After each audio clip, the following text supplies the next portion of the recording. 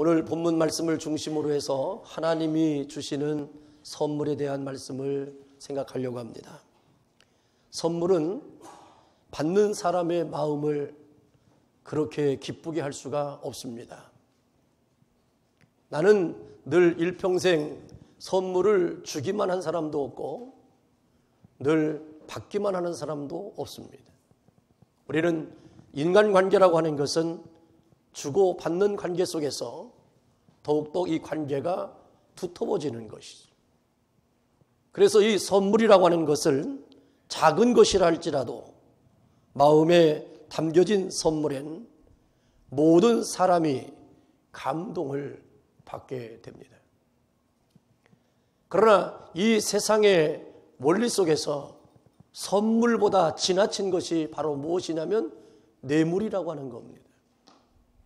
뇌물을 잘못 받아서 고위층에 있는 사람들이 가을의 단풍처럼 떨어져 나가는 일들을 보면서 얼마나 마음이 아픈지 모릅니다. 그의 일생에 그의 현재의 삶에서는 푼돈도 안 되는 작은 돈이지만 그것이 뇌물이라고 하는 것에 휘말리게 되어지면 할 말도 없고 변명할 여지도 없고 부끄러움의 자리에 앉게 됩니다. 그래서 많은 젊은 그리스도인들의 청년들의 마음속에는 너희들이 뇌물을 받는 자리에 올라가되 뇌물을 받지 않는 청결한 그리스도인이 되라고 우리는 말씀으로 가르치고 있는 것입니다. 여러분, 우리 믿음의 사람들에게는 이런 포지션을 우리가 얻도록 우리는 늘 깨어서 준비하고 노력을 해야 하는 것입니다. 그러나 이 선물이라고 하는 것과 뇌물이라고 하는 것은 엄청난 차이가 있지만 우리의 삶을 아름답게 하는 것은 뇌물이 아니라 선물인 것입니다. 그러므로 오늘 사람이 주는 선물도 우리의 마음을 이렇게 기쁘게 하고 감격을 얻게 되는데 하물며 살아계신 하나님 아버지께서 여러분들에게 선물을 베풀어 주셨다는 것을 깨닫게 되는 순간 우리는 늘 믿음의 고백 속에 항상 기뻐하고 범사에 감사할 수밖에 없는 자기적인 존재를 회복하게 되는 것입니다. 그러므로 내가 이 땅의 삶을 살아가는 가운데서 없는 것도 많고 부족한 것도 많고 또 물려받은 것도 없고 상속되어지는 것도 없고 관계성에서도 문제가 심각한 문제가 있지만 그러나 하나님이 주신 이 선물을 여러분들이 깨닫게 되어지면 이 세상에서 가장 나는 행복한 사람이라고 고백할 수밖에 없다는 것입니다. 그가 비록 육체적인 연약함 속에 질병 가운데 있다 할지라도 그가 가난 가운데 신음하는 일이 있어도 그가 여러 가지 환경 속에서 폭풍을 맞아서 어찌할 바를 알지 못하는 가운데서도 그가 고백할 수 있는 것은 나는 그럼에도 불구하고 행복합니다. 여러분, 행복하다는 사람은 행복한 사람인 것입니다. 다른 사람들이 얘기할 때 그것이 뭐가 행복하고 무엇이 감사하냐고 얘기해도 그것은 제3자의 말일 뿐입니다. 우리가 생각하는 저 사람은 행복할 것이고 저 사람은 부족한 것이 없고 저 사람은 늘 만족하고 모든 것이 충만할 것이라고 생각했지만 그들의 삶의 끝자락에 마지막에 마지막을 자기의 육체적인 한계를 극복하지 못하고 삶을 포기하고 살아가는 사람들이 얼마나 많이 있습니까? 그러나 하나님의 선물을 소유한 사람은 이 하나님의 선물을 소유한 인간에 대한 존중함이 있기 때문에 그리스도인들은 생명의 귀중함이 느끼는 겁니다. 그의 호흡이 하나님의 것이기 때문에 이 세상에서 어떤 의학적인 방법으로 그 생명의 호흡을 끊으려고 할 때 안 된다라고 주장할 수 있는 이유가 하나님의 선물되어진 존재임을 고백하기 때문에 그런 것입니다. 사랑하는 성도 여러분, 하나님께서 우리에게 주시는 선물이 무엇일까요? 엄밀히 말하자면 우리가 갖고 있는 모든 것이 하나님의 선물입니다. 왜냐하면 내가 이 땅에 태어날 때 욥의 고백처럼 적신으로 태어났다가 적신으로 돌아가는 존재입니다. 내가 삶을 살아가는 동안에 있어야 될 것과 필요한 것들을 누리는 삶을 살겠지만 그거는 별 차이가 없습니다. 그렇지만 중요한 것은 하나님께서 내 삶으로 출발될 때 아무것도 없고 내 인생을 마지막으로 결론할 때 아무것도 없는 것으로 결론 지어지는 이 시작과 마지막의 종착점과 출발점을 하나님이 주관하시고 나의 삶의 자리에서 누려지는 이 가운데서의 은혜도 하나님이 역사하신다라고 말씀을 하고 있는 것입니다. 소크라테스는 이런 말을 했어요. 내가 정말 행복한 이유는 돼지로 태어나지 않고 사람으로 태어나서 행복하다고 그랬습니다. 여러분 정말 사람이 된 것이 행복하십니까? 여러분 어떤 사람들이 이렇게 만나는 걸 보면요, 부부지간에도 만나는 걸 보면 똑같은 사람은 하나도 없어요. 대부분 모든 사람들은 불평과 불만이 있어요. 상대에 대해서. 그러면 결국은 내가 불평과 불만이 있다면 상대도 불평과 불만이 있는 거예요. 그러니까 내가 불평과 불만을 듣고 그렇게 하면 당연히 그런 줄 알고 살면 되는 거예요. 왜? 당신과 나는 원래 같은 자가 아니고 단지 다른 자예요. 그래서 저번에 말한 것처럼 우리는 고쳐 사는 사람이 아니라 맞춰 사는 거예요. 그래서 부부는 닮아가는 겁니다. 자녀들도요, 같이 세월을 오래 살면 전화를 하면 얘가 그분 아버지인지 아들인지 목소리가 혼란스러울 때가 있어요. 목소리도 비슷합니다. 형제들도요, 목소리가 비슷해요. 왜요? 맞춰졌기 때문에 그렇습니다. 그래서 여러분들 오늘도 나는 오늘도 행복한 사람이에요. 그 이유가 하나님이 내가 존재할 수밖에 없는 이유의 근거를 선물로 주셨기 때문입니다. 그러나 우리는 분명히 고백해야 합니다. 그것이 하나님의 선물이었다라고 외쳐야 됩니다. 그것이 무엇일까요? 성경은 우리에게 대표적인 선물 3가지를 하나님이 주셨다라고 말씀하시는데, 하나님이 첫 번째로 우리에게 주신 선물은 예수 그리스도 자체가 하나님의 선물이라고 증거하고 있습니다. 요한복음 4장 10절에 보면 예수께서 대답하여 가라사대 네가 만일 하나님의 선물과 또 내게 물 좀 달라 하는 이가 누구인 줄 알았다면 네가 그에게 구하였을 것이요 그가 생수를 내게 주었으리라고 얘기합니다. 예수님은 자신을 고백할 때 하나님의 선물이라는 겁니다.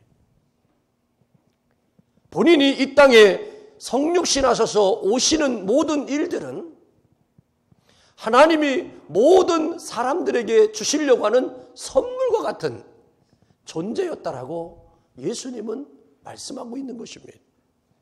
왜 예수님이 선물이실까? 예수님이 이 땅에 오신 목적을 살펴보면 그분이 세상에 무엇과도 바꿀 수 없는 선물임을 알게 됩니다. 예수님은 예수님 자신을 이루는데 이 땅에 오시지 않았습니다. 예수님이 이 땅에 오신 마지막의 목적이 무엇이었습니까? 다 이루었다라고 하는 얘기였습니다. 그 이루심의 역사가 무엇이냐면 십자가에서 돌아가시는 것으로 모든 죄인들이 그 예수 그리스도를 믿는 자마다 구원을 얻고 영생을 얻게 하려 하시기 위해서였습니다. 그래서 십자가의 마지막 외침은 내가 다 이루었다라고 말하며 아버지여 내 영혼을 아버지 손에 맡기나이다라고 고백을 했다고 하는 것입니다. 예수님이 이 땅에 오신 이유는 자기 백성을 저들의 죄에서 구원하기 위해서 오셨다고 그랬습니다. 사람이 죄를 구원할 수 있는 방법, 사람이 자기의 죄에서 구원받을 수 있는 길은 없습니다. 의인은 없나니 하나도 없다고 그랬습니다. 선한 자도 없다고 그랬습니다. 우리에게는 선한 일을 저에게서 찾을 수가 없다고 그랬습니다. 오직 선한 자는 하나님이십니다. 이 세상에 죄 없는 자가 어디 있습니까? 그러나 예수님만은 성령으로 잉태하여 이 땅에 오심으로 인하여 죄 없이 오셨다고 하는 사실입니다. 그래서 그 예수님께서 십자가에서 대속죄의 화목제의 번제의 제물로 우리를 구속하시게 되었다는 것이죠. 그러므로 저와 여러분은 이 세상 그 어떤 방법으로도 얻을 수 없는 선물인 예수 그리스도를 통해서 얻게 되었습니다. 그러기에 예수님을 하나님의 선물이라고 얘기하는 것입니다. 뿐만 아니라 예수님은 하나님의 뜻을 이루려 이 땅에 오셨는데 그 하나님의 뜻은 바로 우리가 예수님을 통해서 영생을 얻게 하는 것이었습니다. 요한복음 6장 40절에 보면 내 아버지의 뜻은 아들을 보고 믿는 자마다 영생을 얻는 이것이니 마지막 날에 내가 다시 이를 살리리라고 말씀하셨습니다. 예수님을 보고 그 아들을 믿는 자가 하나님의 뜻을 이룬 것이고 아들을 보고 믿는 자에게는 영생을 주셨고 영생을 소유한 자는 다시 살리리라고 예수님께서 말씀하셨습니다. 그러니 영생을 얻게 하기 위해 오신 예수 그리스도 그분이 곧 우리에게 주신 하나님의 놀라운 선물인 것입니다. 왜냐하면 그분 외에 다른 길이 없기 때문입니다. 요한복음 14장 6절에 나는 길이요 진리요 생명이니 나로 말미암지 않고는 아버지께로 올 자가 없느니라고 하셨습니다. 하늘나라로 갈 수 있는 유일한 길은 오직 예수 그리스도신데 그분을 우리에게 주셨으니 그보다 더 큰 선물이 무엇이겠습니까? 여러분들이 영원한 천국에 갈 수 있는 길은 아무것도 없습니다. 사람들로부터 칭찬을 듣건 내가 역사적인 업적을 남겼건 내가 법 없이도 살 수 있는 인격의 성품을 가졌던 그는 죄인입니다. 그러나 오직 하나님 나라에 갈 수 있는 자, 영생을 얻는 자는 우리에게 선물로 주신 예수 그리스도를 영접하는 자입니다. 그래서 영접하는 자, 그 이름을 믿는 자들에게는 하나님의 자녀가 되는 권세를 주셨으니 이는 저를 믿는 자마다 멸망치 않고 영생을 얻게 하려 하심이라고 말씀하셨습니다. 사랑하는 성도 여러분, 우리는 어떠한 사람이 되기 전에 우리의 출발점은 예수가 있는 사람이냐 없느냐에 관심을 갖기를 주님의 이름으로 축원합니다. 하나님이 귀하게 여기시는 것은 영적인 것이며 때로 형태적인 것보다는 무형적인 것에 더 가치를 느낍니다. 그런데 우리는 자꾸만 선물의 가치를 마음에 두지 않고 가치에 두지 않고 값어치에 두려고 하는 겁니다. 이게 얼마짜리라는 거예요. 이게 얼마짜리인 줄 아느냐는 겁니다. 선물 받는 사람은 얼마짜리에 관심이 없습니다. 그 선물을 어떻게 만들었는지도 관심 없습니다. 여러분, 선물은 고등어 한 마리를 줘도 마음으로 주면 천금을 주는 것보다 귀한 줄로 믿으시기를 주의 이름으로 축원합니다. 여러분, 배고픈 사람에게 햄버거 한 덩어리가 위대한 것이지 운동화 100불짜리가 무슨 의미가 있겠습니까? 오늘도 우리의 삶 가운데 사람에게 가장 위대하게 중요한 것은 예수 그리스도신 거예요. 하나님의 입장에서 모든 죄인들을 구원할 수 있는 유일한 길은 선물인 예수인 거예요. 그래서 예수님을 여러분들에게 주셨습니다. 예수님이 하늘에서 이 땅에 성육신 하셔 오셨으나 자기 백성들이 영접지 않는 비극이 벌어진 이유가 무엇입니까? 사람들은 보이는 거에 집중되어 있기 때문에 그렇습니다. 우리는 하나님은 마음을 감찰하시는 분이시지 그의 생김새를 보지 않습니다. 우리는 사람들의 생김새에 얼마나 속았는지 모릅니다. 우리는 그 사람이 입고 있는 옷과 그가 갖고 다니는 것과 그가 타고 다니는 차에 우리는 얼마나 많이 속았는지 몰라요. 그런 외적인 모습이 갖춰지면 그 사람의 속도 명품인 줄 알았어요. 그런데 시간이 지나고 나니까 그 사람은 나에게 다가온 철저한 사기꾼이었다는 사실을 우리는 깨닫잖아요. 여러분, 진정한 사람은 화려하지 않습니다. 진정한 사람은 수수한 거예요. 정말 있는 사람은 있는 채 하지 않습니다. 갑자기 없다가 있으니까 막 지갑도 보여주고 막 돈도 막 보여주는 거예요. 그리고 뭐 나 오늘 한번 쏘보겠다고 막 난리를 치는 거예요. 돈은 쏘는 게 아니라 쓰는 겁니다. 총은 쏘는 거예요. 여러분, 우리는 이미 하나님이 주신 예수 그리스도의 위대한 선물을 소유한 사람이에요. 그리고 우리는 영생을 누리면서 살고 있는 존재입니다. 최고의 선물이신 예수 그리스도를 우리가 영접하고 산다는 것 자체가 내가 부족함이 없는 것입니다. 다윗은 시편 23편의 1절에 이렇게 얘기했습니다. 여호와는 내게 나의 목자시니 나는 부족함이 없으리로다. 부족함을 얘기하는 자가 되지 말고 부족함이 없는 자의 믿음의 고백을 소유하는 하나님의 최고의 선물 예수 그리스도가 여러분들의 주가 되어주심을 선포하는 우리 교회와 여러분들의 되기를 주님의 이름으로 축원합니다. 두 번째로 하나님이 우리에게 주신 선물은 예수님을 믿는 믿음이 하나님의 선물입니다. 오늘 본문 말씀 에베소서 2장 8절에 이렇게 나와 있습니다. 너희가 그 은혜를 인하여 믿음으로 말미암아 구원을 얻었나니 이것이 너희에게 난 것이 아니요 하나님의 선물이라. 행위에서 난 것이 아니니 이는 누구든지 자랑치 못하게 함이니라. 자기의 믿음을 자랑하는 사람은 어리석은 사람입니다. 자기의 믿음이 있음에 대해서 함부로 쉽게 믿음의 사람은 이렇게 살아야 된다라고 주장하는 사람 역시 어리석은 사람입니다. 왠지 아십니까? 오늘 본문 말씀에 보면 진정한 믿음을 소유한 자, 하나님이 주시는 그 믿음을 소유한 자는 자랑치 아니한다라고 얘기했습니다. 믿음을 소유한 자가 오직 갖고 있어야 될 일은 거룩한 부담, 즉 사명감입니다. 우리는 거룩한 부담만을 느끼는 겁니다.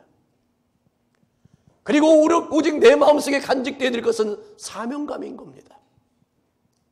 나에게 주신 그 믿음이 나에게 귀한 것이 있는데 이 믿음을 소유한 자로서 내가 어떤 일을 어떻게 감당해야 될 것인가에 대한 하나님을 향한 부르짖음이 우리 안에 있어야 되는 것입니다. 우리는 하나님의 베푸신 은혜로 인하여 예수님을 믿게 되었습니다. 그런데 본문에서 말하는 이것은 무엇일까? 이것이 너희에게 난 것이 아니요 하나님의 선물이라고 하셨는데 이것은 곧 믿음을 말하는 것입니다. 즉 예수님을 믿는 믿음조차 선물임을 알아야 한다는 것입니다. 내가 믿었다라고 얘기하면 안 되는 것입니다. 나에게 믿음을 주신 그분께 감동이 있어야 되는 거예요. 그래서 예수님이 내 안에 있는 자는, 예수님에 대한 믿음의 고백이 있는 자는 영생을 누리는 삶만이 아니라 범사에 감사하는 겁니다. 주 안에서 항상 기뻐할 수 있는 근거가 하나님이 예수 그리스도를 믿는 그 믿음이 내 안에 좌정되어져 있기 때문이라는 것입니다. 아무나 예수님을 믿지 못합니다. 아무나 예수 그리스도를 구주라고 고백하지 못합니다. 로마서 10장 9절로 10절에 보면 이런 말씀이 있습니다. 네가 만일 내 입으로 예수를 주로 시인하여며 또 하나님께서 그를 죽은 자 가운데서 살리신 것을 네 마음에 믿으면 구원을 얻으리니 사람이 마음으로 믿어 의에 이르고 입으로 시인하여 구원에 이르느니라고 하십니다. 여기서 네가 만일 믿으면 구원을 얻는다.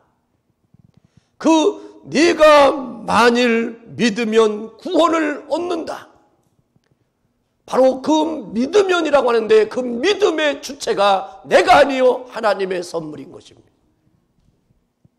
그리고 믿는 자에게 구원을 주시는 것도 하나님의 선물인 것입니다. 그 믿는 것 자체가 우리의 행위나 노력 또는 우리의 의지에 되는 것이 아니에요. 하나님이 베푸신 은혜로 믿어지는 것인데 그 믿어지게 하는 그 은혜가 바로 하나님의 선물이라는 것입니다. 우리 한번 생각해 보세요. 어떤 사람들에게는요, 그렇게 복음을 전하고 선대하고 그를 예수를 믿게 하려고 얼마나 섬기고 가까이 했는지 모릅니다. 그런데도요, 예수 안 믿는 사람들 많습니다. 그런데 어떤 사람들은요, 전해지도 않았는데요, 예수님을 그렇게 빨리 영접하는 분이 계십니다. 어떤 분은 몇십 년이 돼도 아직도 믿지를 않는 사람들이 얼마나 많은지 알 수가 없습니다. 그러면서 툭 하는 소리가 너 보고 안 다닌다는 거예요. 너 보고 예수 안 믿는다는 거예요. 여러분 생각해 보세요. 내가 그에게 구원을 주는 자도 아니고 나를 믿으라고 하는 것도 아닌데도 불구하고 이 사람들은요, 자꾸만 예수를 안 믿는다는 이유의 근거를 전하는 자를 향하고 있습니다. 그러니 이게 얼마나 엉뚱당뚱한 것입니까? 우리는 손가락을 보는 게 아니라 손가락 끝에서 가르치는 저 달을 봐야 되잖아요. 우리의 손가락이 중요한 게 아닙니다. 이 손가락이 가르치는 저 달빛을 보고 태양을 보라는 얘기입니다. 여러분 생각해 보세요. 우리가 이만큼 그래도 된 것은 내가 예수 믿어서 이만큼 된 거예요. 그걸 좀 인정해 줬으면 좋겠는데 안 믿는 사람은 그것도 안 인정해. 그리고 계속 올무를 잡고 발목을 잡고 우리를 믿음 없는 사람으로 전락시키려고 하는 요인들을 보게 되지 않습니까? 그런데 여러분 알아야 됩니다. 왜 복음을 전해도 예수님을 전해도 믿지 않는가에 대한 예수님의 설명이 씨 뿌리는 밭의 비유의 말씀을 통해서 우리에게 답을 주셨습니다. 길가와 같은 밭, 돌짝밭, 가시떨기의 밭, 옥토의 밭을 얘기하면서 마태복음 13장 18절로 23절에 보니까 이렇게 되어 있습니다. 그런즉 씨 뿌리는 비유를 들으라. 아무나 천국 말씀을 듣고 깨닫지 못할 때에는 악한 자가 와서 그 마음에 뿌리운 것을 빼앗나니 이는 곧 길가에 뿌리운 자요 돌밭에 뿌리웠다는 것은 말씀을 듣고 즉시 기쁨으로 받되 그 속에 뿌리가 없어 잠시 견디다가 말씀을 인하여 환난이나 핍박이 일어날 때에는 곧 넘어지는 자요 가시떨기에 뿌리웠다는 것은 말씀을 들으나 세상의 염려와 재리의 유혹에 말씀이 막혀 결실치 못하는 자요. 좋은 땅에 뿌리웠다는 것은 말씀을 듣고 깨닫는 자니 결실하여 혹 100배 혹 60배 혹 30배가 되느니라 하시더라. 우리의 심령의 밭이 이렇게 중요합니다. 믿음의 열매가 풍성히 맺혀지는 밭이 되기를 주님의 이름으로 축원합니다. 로마서 10장 17절에 믿음은 들음에서 나고 들음은 그리스도의 말씀으로 말미암는다고 그랬습니다. 즉 우리의 믿음이 온전해질 수 있는 것은 예수 그리스도에 대한 말씀을 들음으로 말미암아 생겨진 믿음만이 하나님이 인정하는 믿음이라는 얘기입니다. 아무리 들어도 믿어지지 않음은 선물을 받지 못하였기 때문입니다. 그럼에도 불구하고 우리는 그 엄청난 선물을 소유한 것에 대하여 하나님께 늘 감사하는 자가 되기를 주의 이름으로 축원합니다.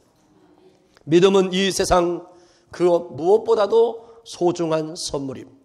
이 선물이 없으면, 이 선물을 잃어버리면 우리는 모든 것을 잃는 것입니다. 그리고 믿음은 이 세상의 그 무엇보다도 소중한 것이기 때문에 여러분들이 믿음을 잃었다는 것은 예수님을 잃어버린 것과 같습니다. 그리고 믿음을 잃으면 우리 성도는 아무런 능력이 없는 존재가 되는 것입니다. 하나님이 주신 믿음은 산을 명하여 바다로 던지라고 명할 수 있는 권세가 있는 믿음입니다. 여호수아가 아멜렉과 전쟁할 때에 시간이 모자랄 때 태양을 멈추게 했었던 외침의 능력인 것입니다. 그러므로 너희가 무엇을 하든지 예수의 이름으로 하라고 그랬고 너희가 내 이름으로 구한 것은 내가 받을 줄로 믿으라고 말씀하셨습니다. 여러분 기억하십시오. 예수님을 믿는 그 믿음의 능력은 사도 바울이 고백한 것처럼 내게 능력 주시는 자에서 내가 모든 것을 할 수 있는 근거가 내가 예수 안에 있는 거예요. 그 믿음을 하나님이 여러분들에게 선물을 주셨습니다. 너희가 얻지 못하면 구하지 아니함이라고 그랬습니다. 네가 없으면 내가 하나님 앞에 구하지 못함에 대한 문제인 것입니다. 너희가 지혜가 부족하거든 넉넉히 꾸짖지 아니하시는 하나님께 구하라고 말씀하셨습니다. 우리의 모자람은 하나님의 문제가 아니라 나의 문제인 것입니다. 믿음의 문제인 것입니다. 우리는 꾸짖지 아니하시고 책망지 아니하시는 그 믿음을 소유하셔서 이제 내가 예수 안에서 모자람과 없음과 부족함을 선포하는 자가 아니라 이 모든 일들을 감당케 하신 하나님께 감사하다고 나는 예수님을 믿는 자이기 때문에 영생을 주셨고 어떤 환난과 고난과 핍박 가운데서도 능히 이김을 주시는 하나님을 고백하는 여러분들의 삶이 되기를 주의 이름으로 축원합니다.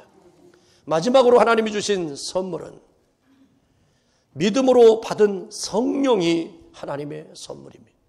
사도행전 2장 38절에 보면 베드로가 가로되 너희가 회개하여 각각 예수 그리스도의 이름으로 세례를 받고 죄 사함을 얻으라. 그리하면 성령을 선물로 받으리니 그랬습니다. 여러분 성령님이 우리에게 선물이 되어준다는 것입니다.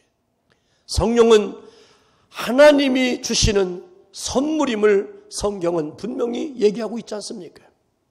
선물이란 본래 받는 자와 요구에 의해서 주는 것이 아닙니다. 주고자 하는 자가 임무의로 준비하여 주는 것이 선물입니다. 받을 자격이 있든 없든 주는 자에게 주도권이 있습니다. 하나님은 믿는 자에게 성령을 선물로 주시겠다라고 하셨습니다. 그런데 그 성령을 선물로 받는 자가 누구입니까? 아무나 성령을 주시는 게 아닙니다. 예수 그리스도를 믿고 구원받아 회개할 줄 아는 사람, 그리고 죄 사함을 받는 사람에게 성령을 선물로 주십니다. 그래서 성령을 받은 사람들은 어떻습니까? 강하고 담대해지는 거예요. 그리고 성령을 받은 사람들은 어떻습니까? 하나님이 그의 마음에 평안함을 주시는 겁니다. 그에게 부유함을 주시는 것입니다. 그리고 그에게 모든 것을 할 수 있는 믿음의 능력을 주시는 것입니다. 그래서 성경은 세 가지로 표현했는데 요한 5장 7절에 보면 증거하시는 이는 성령이시니 성령은 진리니라고 얘기했습니다. 요한복음 6장 63절에 보면 성령은 살리는 영이라고 했습니다. 요한복음 14장 16절로 17절에 보니까 성령은 보혜사라고 말씀하셨습니다. 이 성령으로 말미암아 우리는 진리를 깨닫게 되었고 그 성령으로 말미암아 우리의 영이 살아나게 되는 것입니다. 그래서 우리는 죽은 자의 하나님이 아니라 산 자의 하나님을 경험하게 되는 거예요. 그래서 성령을 받은 사람들은요 죽음의 자리에 가지 않습니다. 왜냐하면 빛으로 나에게 오셨기 때문에 나를 어둠은 물러가게 하시고 빛으로 우리의 삶을 살아가도록 역사하시는 것입니다. 그리고 성령은 더 나아가서 보혜사라고 그랬습니다. 보혜사는 상담자요, 우리를 보호하시고 지키시고 생각나게 하시는 것입니다. 그래서 성령 받은 사람들은 미련하고 어리석은 사람이 없습니다. 하나님의 지혜를 주십니다.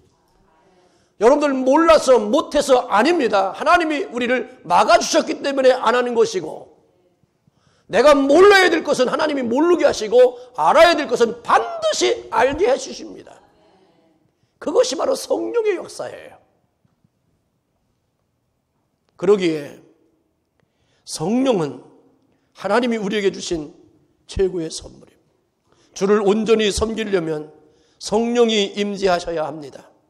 그 성령이 우리 속에 들어오셔서 우리로 하여금 온전히 섬기게 하며 우리가 하나님의 사람으로 온전하게 하시는 역할을 하시게 되는 거죠.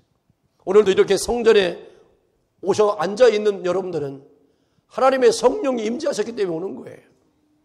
여러분, 그냥 모든 것이 퍼펙트하게 만족되어져서 이 자리에 온 사람이 어디 있겠습니까? 어떤 사람은 발목도 아프고, 어떤 사람은 머리도 지끈지끈 아프고, 어떤 사람은 속이 뒤집어져 가지고 화가 나고, 어떤 사람은 같이 교회 차 타고 오다가 둘이 부부가 싸움해가지고 갈래다가 다시 돌아온 사람도 있고, 별 사람 다 있어. 그렇지만 결국 그러한 일들이 있음에도 불구하고 나는 오늘 예배자의 자리에 하나님이 주시는 안식의 축복을 누리기 위해서는 내가 예배자가 되겠다는 하나님의 은혜의 가르침 때문에 이 자리에 앉아있는 거예요. 이 자리에 앉아있는 여러분들은 인생 성공자예요. 아멘이요? 인생 성공자인 거예요. 그러나 이 자리에 올려가다가 모든 사람들은요, 실패한 거예요. 성령이 강권적으로 역사하면요, 내가 정말 하나님이 기뻐하고 하나님이 원하시는 그 자리가 어디인지를 나를 끝까지 인도하시고 끌고 가셔. 그런데 성령보다는 내 육체가 강하면 어떻게 되겠습니까? 육체를 따라가는 거. 이게 우리의 얘기입니까? 사도 바울이 그랬어요. 오라, 나는 곤고한 자로다. 내 안에 두 가지의 법이 있는데 육체의 법이 있고 하나님은 성령의 법이 있다는 거예요. 어떤 때는 성령의 법이 나를 끌어가지만 어떤 때는 육체가 강하면 육체의 법을 따라가는 거예요. 그래서 이를 오라, 나는 곤고한, 이곳에 나를 거원할 자는 오직 예수 그리스도밖에 없다라고 고백하지 않습니까? 우리 한번 말씀으로 생각해 보려고 합니다. 여러분, 이런 얘기를 예수님의 제자들을 살펴보면 성령의 역사라고 하는 것이 얼마나 분명한지 알 수가 있겠어요. 오순절 성령 강림 사건 이전과 이후에 제자들의 변화가 무엇인지를 말할 수 있습니다. 성령 강림 이전의 제자들을 보십시오. 그토록 가르치고 그토록 권면을 하셨지만 그들은 깨닫지 못합니다. 알아듣지를 못했습니다. 심지어 핍박과 고난이 두려워서 다 도망쳐버렸습니다. 더욱이 예수님의 수제자였던 베드로는 가장 연약한 여인들 앞에서 예수님을 모른다라고 저주하면서 부인까지 했던 사람이었습니다. 그런데 성령 강림 사건 이후 그들은 놀라우리만큼 변했습니다. 그들은 조금도 두려움이 없었습니다. 그리고 담대해졌습니다. 전혀 딴 사람처럼 삶을 살아가는 자가 됐습니다. 그들은 예수의 이름으로 모든 문제를 해결할 수 있는 능력을 가졌습니다. 사도행전 3장에 보면 성전 미문에서 구걸하던 안질뱅이에게 성령 받기 전에는 그들이 요구했던 동전을 던져주는 것으로 나는 하나님을 믿는 사람으로 표현했습니다. 그러나 성령 받은 이후에 베드로는 어떻게 했습니까? 은과 금은 내게 없거니와 내게 있는 것으로 내게 주노니 나사렛 예수의 이름으로 걸어라. 그의 손을 붙잡고 일으켜 세우는 능력자가 됐어요. 여러분, 선포하는 자만이 아니라 그의 손을 붙잡고 일으킨다는 것은 더 능력 있는 거예요. 만약에 여러분들 안 일어나면 어떡할 거예요? 담대한 믿음이 없었으면 이 사람 들고 사람들 없는 데 가서 저 구석정이 가서 해야 될 거 아니에요. 왜냐하면 사람들 보는데 아니라면 얼마나 부끄럽겠어요. 그러나 베드로는 내게 능력 주신 자라서 내 그 이름을 믿는 거야. 베드로가 일으키는 게 아니에요. 내 안에 있는 그 예수 그리스도. 내가 옛날에 육체의 삶을 살 때는 은금을 주었지만 성령을 선물로 받은 이후부터 그는 성령을 주는 겁니다. 내가 주는 것으로 그가 먹고 사는 게 아니라 그를 살게 하고 생존케 하고 그의 삶을 책임지게 하는 성령을 그에게 주는 거예요. 여러분, 오늘도 우리는 누구에게 내 도움을 주는 것으로 나의 도움이 어디서 올까를 간구하고 갈망하는 영혼들이 되지 마시고, 내게 능력 주시는 그 성령이 내 안에 오셔서 나의 죄악을 풀어주시고, 나의 결박을 풀어주시고, 나의 막힘을 뚫어주시고, 나에게 답답하고 초조하고 불안하게 하는 모든 요인들을 해결할 수 있는 성령의 능력을 우리는 받아야 되는 거예요. 오늘 이 시대는 은혜의 시대입니다. 우리가 받지 못하면 구하지 아니하겠다고 그랬어요. 그래서 우리는 성령 사건 이후에 그들은 놀라운 변화를 체험한 것처럼 오늘 이 시대에도 우리는 그 성령을 체험해야 됩니다. 사랑하는 성도 여러분, 하나님이 주시는 세 가지의 놀라운 선물을 우리는 받아야 하고, 이 받은 은혜를 누려야 되고, 그래야만 여러분들은 참된 자유인이 되는 것입니다.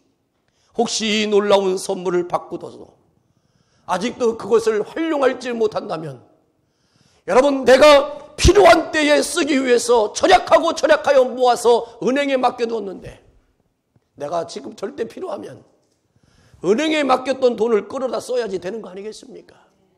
빌려오는 거 아니에요. 내 것을 찾아오는 거예요. 오늘 우리는 그 능력을 소유한 사람이에요. 하나님이 나에게 예수 그리스도를 주셨어요. 그리고 그 예수 그리스도를 믿는 믿음을 주셨어요.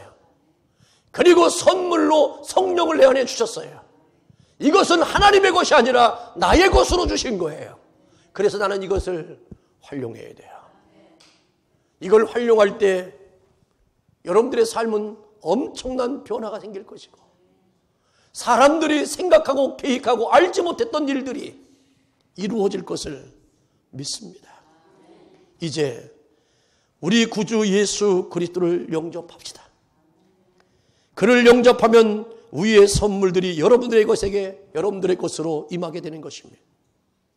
우리가 하나님께로부터 엄청난 선물을 받았다면, 그리고 이 선물을 받은 자에게 오늘 에베소서 2장 10절에 이렇게 증거하고 있습니다. 우리는 그의 만드신 바라 그리스도 예수 안에서 선한 일을 위하여 지으심을 받은 자니, 이 일은 하나님이 전에 예비하사 우리로 그 가운데서 행하게 하려 하십니다. 하나님께서 우리에게 이렇게 선물을 주신 이유를 두 가지를 얘기하는데, 선한 일을 하기 위해서라는 것입니다. 그리고 또 한 가지 일은 뭐냐면 하나님이 하실 일을 나에게 위임하기 위해서라는 것입니다. 하나님은 지금도 믿음의 사람을 찾고 계시고, 지금도 하나님은 하나님이 하실 일을 맡기고 그에게 위임하여 하나님이 지금도 살아계심을 증거하기를 갈망하는 하나님의 뜨거운 마음이 있습니다. 누가 오늘 이 시대에 하나님의 마음을 알아서 하나님이 하시고자 하시는 그 일들을 누가 이루기를 작정할 것인가? 나의 자격, 내 능력, 나의 실력이 하나님의 일을 감당하는 것이 아니라, 오늘 하나님께서는 이 세 가지의 선물을 소유한 자에게 임하셔서 그 일들을 이루어 나가시겠다라고 말씀하고 있으니, 그 사람이 이루고자 하시는 그 사람을 준비하고 길러내야 될 것이 교회의 사명이요, 우리들의 사명이요. 그 일을 준비해야 될 것이 다른 사람이 아니라, 주여 내가 여기 있사오니 나에게 그 선물 주셔서 그 이 선물로 하나님이 행하고자 하시는 그 일들을 이루어 나가는 이 시대에 하나님의 사람들 되어지기를 갈망하는 여러분들의 삶이 되기를 원합니다. 여러분, 나는 나이가 많이 먹었는데 내가 어찌 그런 일을 감당하겠습니까? 라고 피하지 마십시오. 하나님의 일은 나이에 있지 않습니다. 모세는 80에, 갈렙은 80에 넘어서도 그 일을 했고, 오늘 안나 선지자라는 사람은 마지막에 내가 나이가 늘어 90이 넘었는데도 불구하고 예수 그리스도가 오심을 만나기를 원했고, 내가 그 예수를 만나기 전에는 내가 죽지 아니하리라고 하나님 앞에 간절히 기도할 때, 하나님은 그에게 예수 그리스도를 아기 그리스도를 만나는 순간 저가 예수 그리스도라고 선포할 수 있는 하나님의 사람이 되었습니다. 여러분, 육체의 일만이 아니라 내 입술을 통해서라도 하나님의 일들이 증거될 수 있는, 고백될 수 있는 여러분들의 삶이 되기를 주의 이름으로 축원합니다. 연세가 드신 분들은 연륜과 경륜이 있는 겁니다. 내가 뭔가를 하려고 하는 것이 아니라, 육체를 쓰려고 하는 것이 아니라 내 믿음의 입술을 통해서 하나님이 지금도 살아계심을 선포하는 권세를 소유하기를 주의 이름으로 축원합니다. 그래서 청년들은 창조주 하나님을 기억하라고 전도서에 말하고 있는 겁니다. 이 땅을, 우주 만물을 창조하시는 그 창조의 영이 젊은이들에게 임해야 이 땅의 재창조의 역사에 동참자가 되는 거예요. 기도하시겠습니다. 할렐루야. 아버지 하나님 감사합니다.